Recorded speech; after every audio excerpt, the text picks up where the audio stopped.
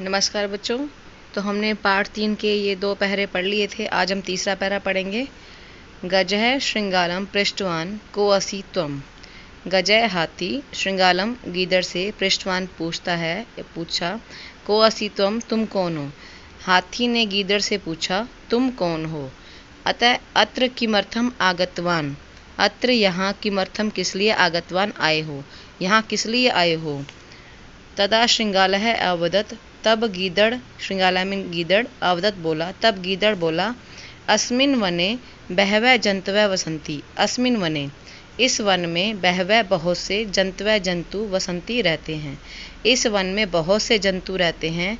किंतु कोऽपि राजा तेषाम न अस्ति। इसका संधि विच्छेद करेंगे, न अस्ति। किंतु मीन्स परंतु, कोऽपि कोई भी, राजा तेषाम उनका, न अस्ति नहीं है, किंतु कोई भी उनका राजा नहीं है।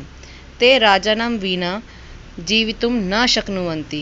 ते वे राजानं विना, राजा के बिना, जीवितुम जीने में, न शक्नुवन्ति समर्थ नहीं है या नहीं जी सकते हैं।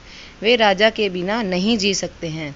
अतः ते सभां कृत्वा मां सूचितवन्तः यत् यदि गजराजा अस्माकं राजा भवेत् त्रहि वरम्। अतः इसलिए ते सभां कृत्वा, उन्होंने, ते मीन्स वे या उन्होंने, सभां सभा, कृत्वा करके, उन्होंने सभा करके, माम सूचितवन्तः मुझे सूचित किया कि यदि गजराजा, यदि गजराज यानी कि हाथी, जो उसके हाथी के लिए प्रयोग किया गया है, यदि गजराज अस्माकम राजा, हमारा राजा, भवेद बन जाए, त्रहि वरम तो अच्छा है, तो श्रेष्ठ है। अहम तेषाम एव संदेशम नीत्वा अत्र आगतो अस्मि। अहम मैं, तेषाम उनका, एव ही, संदेशम नीत्वा संदेश लेकर, अत्र आगतो यहाँ आया, अस्मि मिन हूँ, यहाँ आया हूँ, मैं उनका ही संदेश लेकर यहाँ आया हूँ। गज, एक बार दोबारा से देख लेंगे। गजः श्रृंगालम पृष्ठवान को असि त्वम। हाथी ने गीदड़ से पूछा, तुम कौन हो। अत्र किमर्थम आगतवान, यहाँ किस लिए आए हो।